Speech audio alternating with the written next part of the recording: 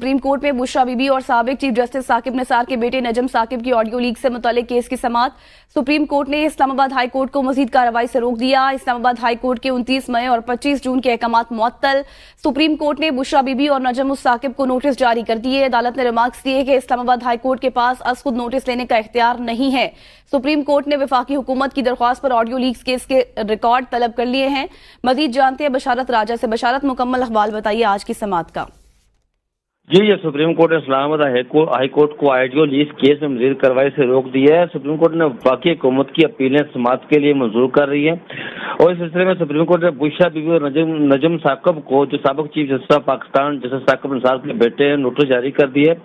Case की समाअत के दौरान जस्टिस अमीनुद्दीन खान ने नवाज ये कि क्या हाई कोर्ट ने यह तयन किया है कि ऑडियो कॉल रिकॉर्ड कर रहा है। इस मौके पर एडिशनल अटॉर्नी जनरल ने कहा कि अभी तक ये तयन नहीं हो सका, तफ्तीश जारी है।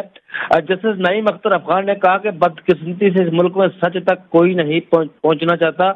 सच जानने के लिए इंक्वायरी कमीशन बना, उसे सुप्रीम कोर्ट ने स्टे दे दिया। सुप्रीम कोर्ट में आज तक दोबारा ऑडियो लीक केस मुकर्रर नहीं हुआ। ये जस्टिस नईम अख्तर अफगान का कहना था। उनका यह भी कहना था कि पार्लियामान ने सच जानने की कोशिश की तो उसे भी रोक दिया गया। ना पार्लियामान को काम करने दिया जाएगा ये अदालत, और ना अदालत को, तो ये सच कैसे सामने आएगा। इस मौके पर जस्टिस अमीनुद्दीन खान ने यह भी कहा कि यह भी तो हो सकता है जिनसे बात की जा रही है ऑडियो उन्होंने लीक की हो। क्या इस पहलू को देखा गया है? जस्टिस अमीनुद्दीन खान ने यह भी पूछा।